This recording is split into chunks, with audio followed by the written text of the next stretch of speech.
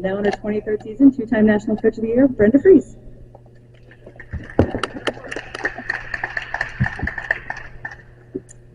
Thank you so much, and it's great to be here. I can't believe I'm starting my 23rd season here at Maryland. It sure has really changed. It's been very different since I first got here in 2002.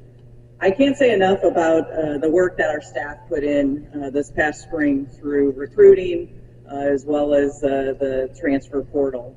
I can say the same with the return of our players, with the time and the effort that they put into building this deep, talented roster to be able to show recruits what we're all about. I also can't thank our administration enough for their continued support of our team and our program.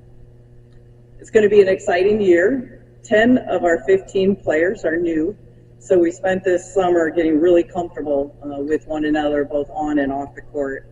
We were able to take an incredible experience to be able to go to Croatia, which was invaluable.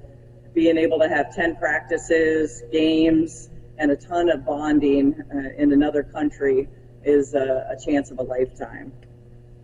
We returned two of our top three scorers that were both all Big Ten honorees in both Shai and Bree, to be able to have that four coming back to uphold our standard and uphold our leadership and our values is really, really important.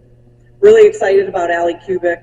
I think you all remember the game that she had, last game in the NCAA tournament, and she's really taken off since that game, coming out consistent every single day, confident, and going to be invaluable for our team.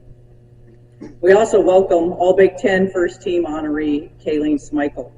Coming from Rutgers, I think you got a little taste yesterday to be able to see if she's a big-time scorer that's going to have an immediate impact. She can score it at all three levels. We also bring in Atlantic 10 Player of the Year with Sarah Tibiasu, who gives us a true ultimate point guard. Can score it, can pass it, really high IQ. We also have Big East Defensive Player of the Year coming from Villanova with Christina Dulce, who gained invaluable experience this past summer with playing 3-on-3 internationally. She's a rebounder, a defender, a shot blocker, and going to be really, really impressive in our transition game. Sailor Poffenberger, we welcome her back home. Long time overdue.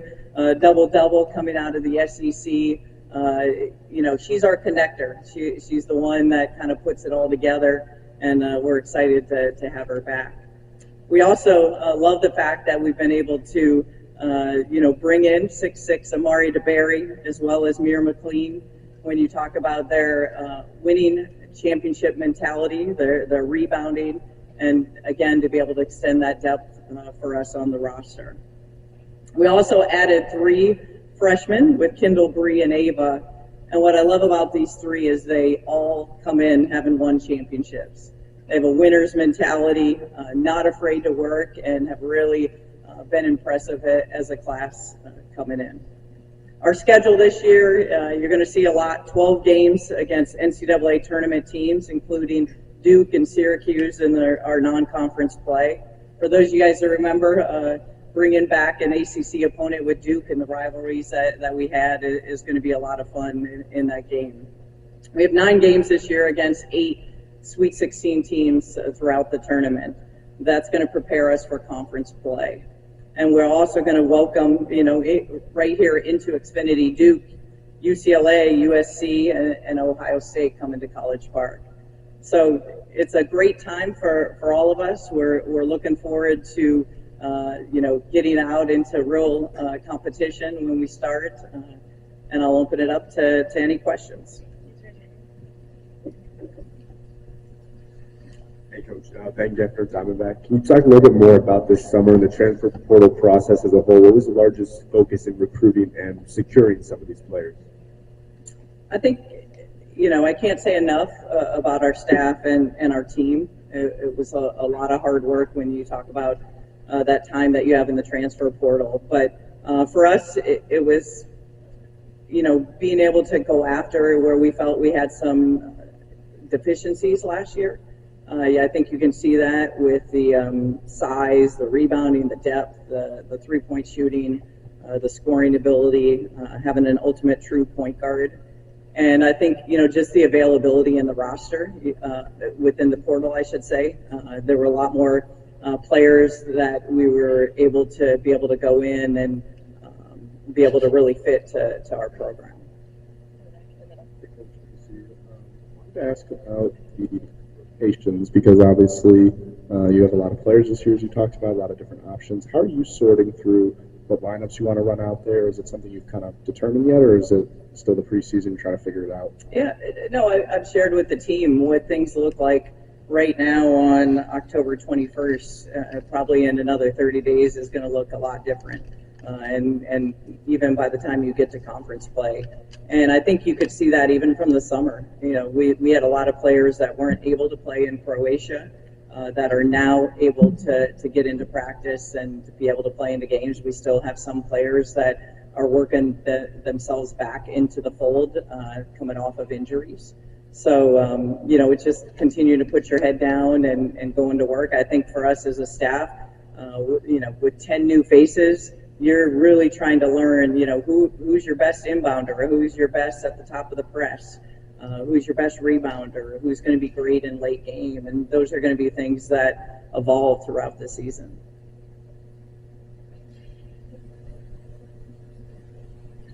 Brenda, last season for you guys in terms of just regular season wins, tournament performance was obviously not the season you guys wanted to have.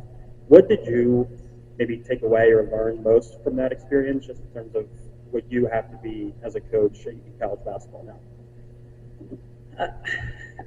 I think, you saw patience was a big thing, but I'm really proud of our staff. I'm proud of our players. I didn't think we got too high or too low within the season. Extremely difficult when you have the amount of losses that we had last season, because we're not used to that, nor do we ever want to be used to that. But I thought through that journey, just continuing, the biggest lessons that you learn is to keep putting your head down and being able to work. And so to ultimately be able to beat the #1 seed in the Big Ten tournament with Ohio State, be able to make the NCAA tournament, be able to build off of that. I'm proud of our returners for coming back and understanding how competitive it was going to be this season, that they were going to need to be better. And ultimately putting this roster together with this kind of competition is really, really good for us. Going off that, you kind of touched on it, but how did you apply those lessons that you learned to how you approach this offseason and how you kind of constructed this roster? Well, I think for our staff, we were very intentional, and we got to spend a season knowing where our strengths were and where our weaknesses were at. So we were really intentional that we knew what we needed to go get if it was available. And fortunately for us, it was in the transfer portal. And I can't say enough, the pieces that we were able to get were all the right pieces. And it's going to be fun and exciting to be able to see how that unfolds this season. Go Good. All right, go ahead.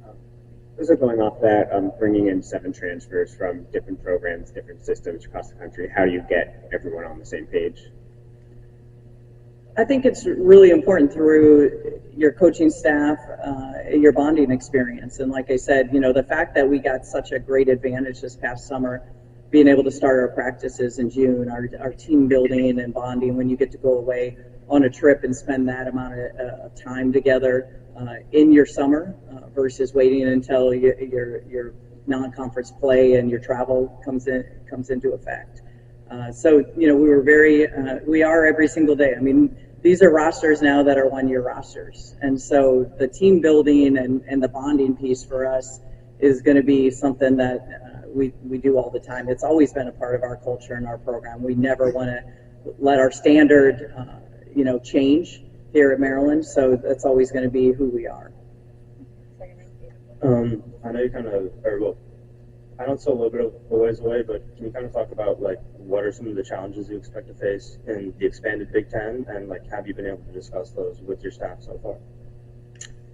The challenges, and I've spoken to, are the fact of how critical every single game is going to be.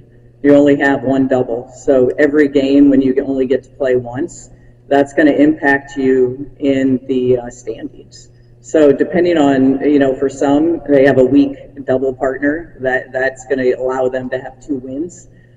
So, for us, we're going to be battle tested. We're going to play Ohio State. And, those games are going to prepare you for postseason, which I love. But just understanding the value, you can't show up to a conference game and not give it your best because those games are ultimately going to impact you. I've said this before, every game in conference play is going to feel like the NCAA tournament. But on the flip side of that, it's going to prepare you for the NCAA tournament and your seeding in postseason. Coach, what does this freshman class, along with new transfers, bring and add to the table? I love the freshman class and the transfers. I'll say, first of all, the gratitude piece. I think they come in with a work ethic, a place of gratitude, understanding that the staff just wants to push them to be the very best and they want to be pushed. And, I just love the competitiveness. They all bring in a championship pedigree. They've won a lot, and that adds to our culture and our program. Hey, Coach. With the amount of new faces you have in the building, how important is it to have someone like Shai that's been here for years now, that knows not only has played so many games for you, but knows your process and has been in the building for so long? Yeah, I always say, when you're fortunate enough to have players that have been with you for 2-3 years, you want them to uphold your values and your standard. They definitely have spent enough time in your program, and that's what you need in your locker room. That's what you need off the court. But that leadership piece, I can't say enough of, wanting to have that championship mentality. Coach, you talked about rosters being 1 year at this point. Freshmen kind of been a point of discussion for people over the years. Expect to play a big role, and if not, how do you kind of make sure that they're staying around last year? Yeah, I don't think there's any question that it is a lot harder for freshmen. I love the fact that these freshmen have not shied away from anything. I've said they are the most prepared class that we've had in a long time. That speaks volumes. And, I'm excited for them because I know they're just going to continue to put their head down and work.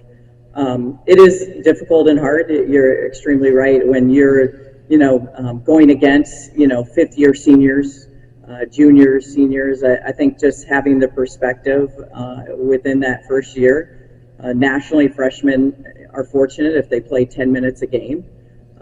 So, I think that's the biggest thing is I've always said you got to run your own race and, only worry about your journey, especially in the first season. And as long as you're continuing to come to practices and working hard, I can't predict. I've said for us, the biggest thing this season for us is staying healthy. We've had already, a lot of injuries that haven't held us out for the long term, just the short term, but so that depth will help us. But the injury part is going to be the piece for us. If we can stay healthy, it's going to be exciting to see where we'll end up.